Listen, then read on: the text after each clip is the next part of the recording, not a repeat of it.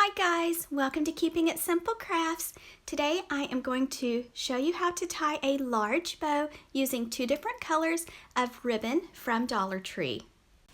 You will want to use ribbon with wire.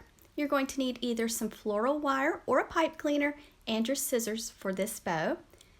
First, I measured out 7 strips of ribbon and I cut them at 24 inches. I cut 3 strips with this plaid ribbon and 4 strips with the solid color ribbon at 24 inches.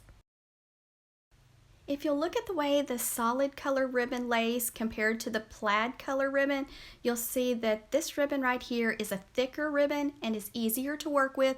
This one's kind of flimsy and doesn't hold its shape as well. So if you're starting out, I would recommend the burlap ribbon on the bottom to do your bow. Next, you're going to take your ribbon one strip at a time. You're going to make a loop, and we're making 6-inch loops, and you're going to want to leave a little bit of the ribbon below your fingertips. And you're just going to do the same steps with all 7 strips. You're going to measure 6-inch loops, then just gather your ribbon together, leaving just a little bit below your fingers. Do the same with all 7 strips. Now I added in a plaid one every couple ribbons.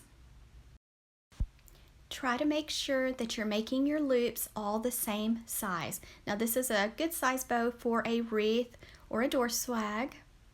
And so you're just stacking your ribbons in your hand tightly. Then you're going to want to take a pipe cleaner or some floral wire, go right above your fingers and make sure you get that pipe cleaner or wire twisted nice and tight around those loops.